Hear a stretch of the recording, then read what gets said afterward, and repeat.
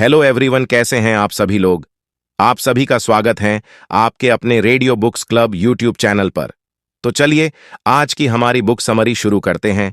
Better and faster by Jeremy Gutsche. क्या आप भी इस बात से परेशान हैं कि कॉलेज में आपको जो कुछ सिखाया गया था उसकी मार्केट में अब मांग नहीं रही?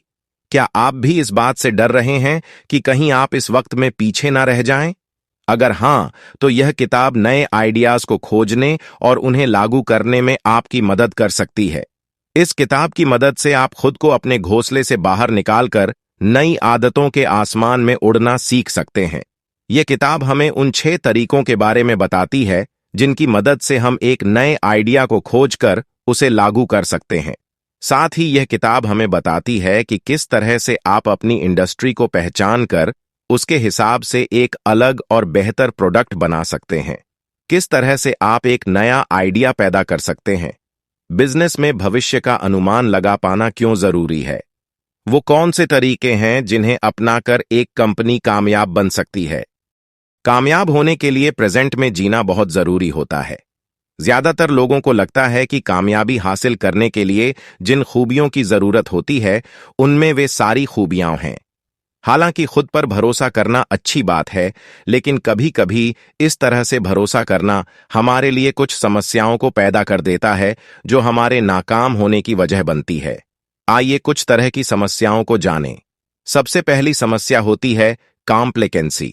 इसका मतलब होता है अपनी पिछली कामयाबी को याद कर कर के खुद को शाबाशी देते रहना। इसका एक अच्छा एग्जाम्पल है टैक्सी इंडस्ट्री। जब तक ऊबर नहीं आया था उस वक्त तक टैक्सी इंडस्ट्री बहुत ज्यादा चला करती थी। लोग खुद की टैक्सी लेकर सड़कों पर निकल लेते थे और शाम तक अच्छा पैसा कमाकर लौटते थे।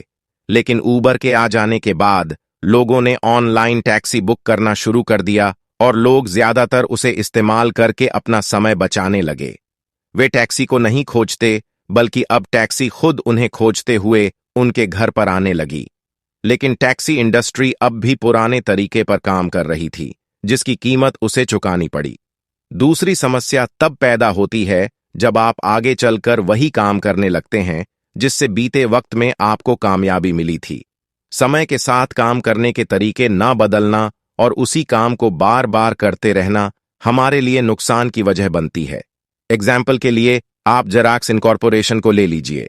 जेरॉक्स अपने समय की सबसे बड़ी जेरॉक्स मशीन बनाने वाली कंपनी थी, लेकिन समय के साथ जमाना डिजिटल होता जा रहा था और जेरॉक्स अभी इस बात को समझ नहीं पाया था। तीसरी समस्या है प्रोटेक्टिवनेस, जिसका मतलब होता है खुद को बदलने से रोकना और यह सोचना कि हालात हमेशा ऐसे ही रहेंगे। इसका एग्जाम्पल है कोडक कैमरा।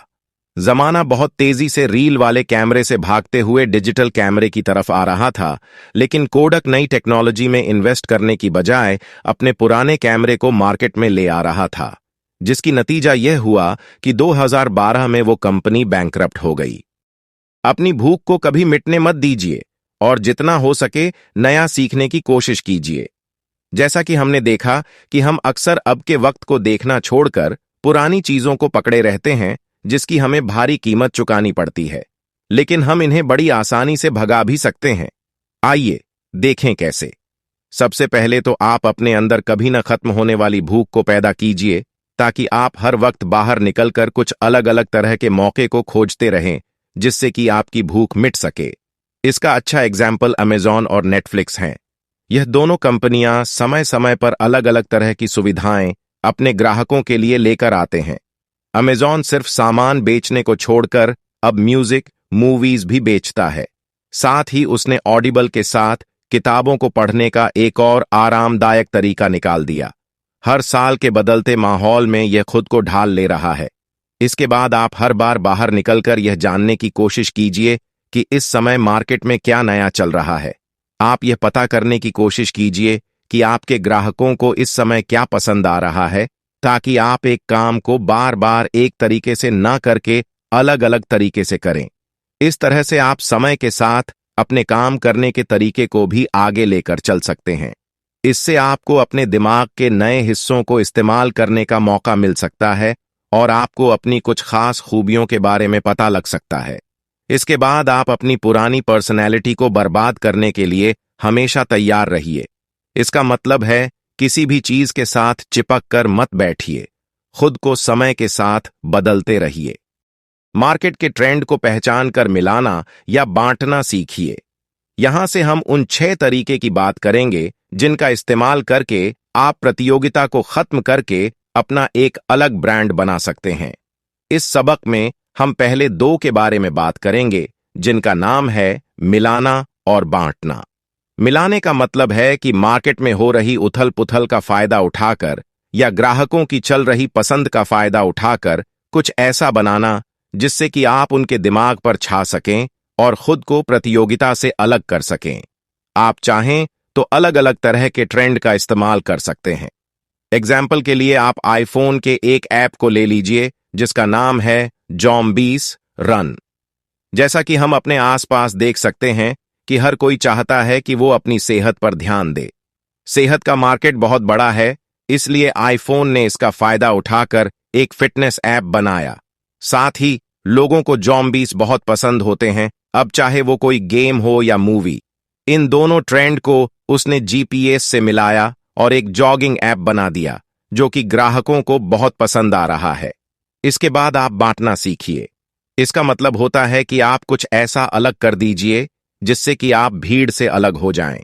आप चाहें तो एक ऐसी सुविधा दे सकते हैं जिसकी नकल कर पाना लगभग नामुमकिन हो, या फिर एक ऐसी चीज अपने ग्राहकों को दे सकते हैं जिसे इस्तेमाल करते वक्त उन्हें लगे कि वे सबसे अलग लग रहे हैं।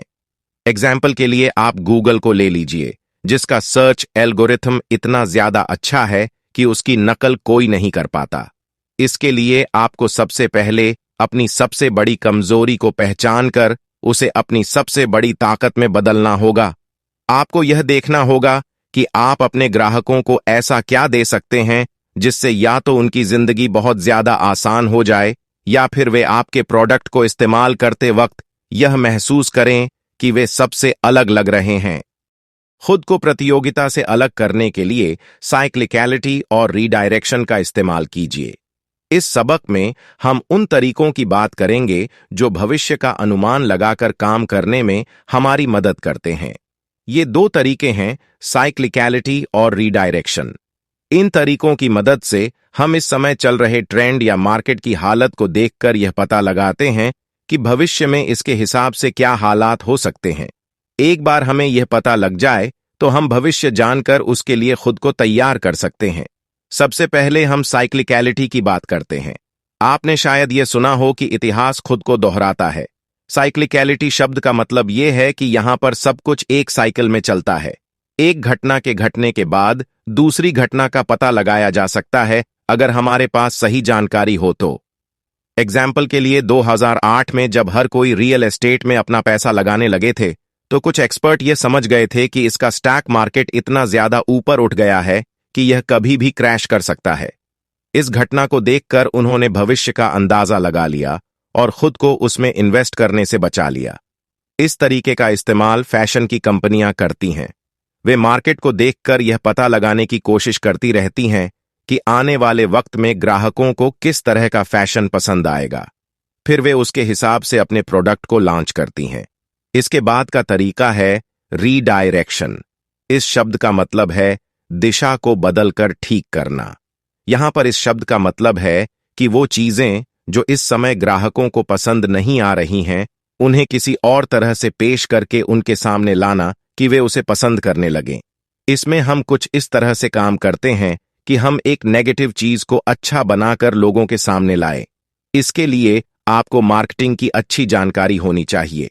आपको पता होना चाहिए कि लोग असल में क्या चाहते हैं और आप अपने प्रोडक्ट में किस तरह का सुधार करके उसे ग्राहकों की नजर में अच्छा बना सकते हैं।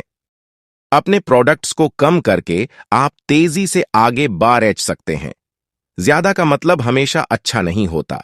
अगर आपके पास ज्यादा प्रोडक्ट्स होंगे तो आप अपना ध्यान किसी एक पर अच्छे से नहीं दे पाएंगे। इसलिए सबसे पहले अपने मार्केट को पहचानिए और उसके हिसाब से एक प्रोडक्ट को चुनिए। आप यह देखिए कि ग्राहकों को कौन सा प्रोडक्ट ज्यादा पसंद आ रहा है और क्यों। सबसे पहले एक छोटे मार्केट में अपने उस खास प्रोडक्ट को लोगों तक पहुंचाइए और देखिए कि क्या उन्हें वह पसंद आता है। फिर आप धीरे धीरे अपने मार्केट को बढ़ा सकते हैं। बहुत से प्रोडक्ट मार्केट में ऐसे हैं जो हर तरह के ग्राहकों को छोड़कर बस एक खास तरह के ग्राहकों पर ध्यान देते हैं। वे कुछ ग्राहकों पर खास ध्यान देकर बहुत फायदा कमाती हैं। एग्जाम्पल के लिए आप कुत्तों का खाना बेचने वाली कंपनियों के ले लीजिए। वे उन पर ध्यान नहीं देते जो बिल्लियां पालते हैं और ना ही उन पर जो कुछ नहीं पालते। उनका खास ध्यान सिर्फ उन लोगों पर होता है जो कुत्ते पालते हैं। इसके बाद आता है रफ्तार को बढ़ाना। इसमें आप अपने प्रोडक्ट की कुछ खास खूबियों को पहचान कर उनके बारे में अपने ग्राहकों को बताते हैं। इसमें आप अपने ग्राहकों को यह बताने की कोशिश करते हैं कि आपका प्रोडक्ट बाकी की कंपनियों के प्रोडक्ट से क्यों अच्छा है और लोगों को आपका प्रोडक्ट क्यों इस्तेमाल करना चाहिए। इस तरह से आप उनका ध्यान खींचकर, उनका भरोसा जीतकर बहुत तेजी से आगे बढ़ सकते हैं। अपनी इंडस्ट्री को पहचान कर अपना ध्यान उस पर लगाइए। एक बार आप उन 6 तरीकों को समझ जाएं, तो आप किसी भी मार्केट में अपना एक खास प्रोडक्ट लॉन्च करके उसे कामयाब होता हुआ देख सकते हैं। लेकिन उसके लिए सबसे पहले आपको एक आइडिया चाहिए होगा और साथ ही उन आइडिया को आइडिया से हकीकत में लाने का तरीका भी चाहिए होगा। जब आप एक नया आइडिया खोजने के लिए निकलें, तो आप जितनी ज्यादा रिसर्च करें उतना ज्यादा अच्छा होगा। आप सिर्फ अपने आसपास की चीजों को न देखकर यह देखिए कि किस तरह से आप एक बेहतर आइडिया बना सकते हैं। आप चाहें तो 2 या 2 से ज्यादा आइडियाज को मिला सकते हैं। आप चाहे किसी भी तरह का प्रोडक्ट बेचिए, आपको भविष्य का अनुमान लगाना आना चाहिए। आपको यह पता होना चाहिए कि आने वाले समय में लोगों को क्या पसंद आएगा, और उससे भी पहले यह पता होना चाहिए कि क्या उन्हें आपका प्रोडक्ट हमेशा पसंद आएगा। खास तौर पर अगर आप फैशन इंडस्ट्री में काम कर रहे हैं, तो आपको इसमें माहिर बनना होगा। फैशन बहुत तेजी से बदलता रहता है। जब तक एक फैशन इंडस्ट्री एक फैशन को पहचान कर उसके हिसाब से कपड़े बनाकर मार्केट में अपने ग्राहकों तक पहुंचाती है, तब तक वो फैशन पुराना हो चुका होता है। इसलिए इस तरह की इंडस्ट्री में अगर आप भविष्य का अनुमान लगाना नहीं जानेंगे, तो आप कभी कामयाब नहीं हो पाएंगे। कपड़े बनाने वाली एक कंपनी जरा सिर्फ 14 दिन के अंदर एक नए फैशन को पहचान कर उसके हिसाब से कपड़े बनाकर मार्केट में ले आती है, और इस तरह से वो कामयाब है। आने वाले समय में 3D प्रिंटिंग से कप डी बनना शुरू हो सकता है। इसका मतलब यह है कि जो कंपनियां अभी से इस टेक्नोलॉजी को अपनाने की कोशिश करेंगी, वे भविष्य में कामयाब होंगी। कुल मिलाकर इस बदलते वक्त में किसी भी एक चीज या एक आदत से चिपके रहना बहुत नुकसानदायक हो सकता है। खुद को हमेशा नए आइडियाज और नई आदतों को अपनाने के लिए तैयार रखिए, और कभी भी अपने पुराने व्यक्तित्व को खत्म करने में हिचकिचाइए मत। मार्केट में घूम घूम कर अपने ग्राहकों में चल रहे ट्रेंड को पहचानने की कोशिश कीजिए। इस वक्त के हालात को देखकर भविष्य के लिए खुद को तैयार कर लीजिए, ताकि आप प्रतियोगिता से बाहर रह सकें। साइक्लिकलिटी किसी नए मौके को खोजने का एक बहुत अच्छा तरीका साबित हो सकता है।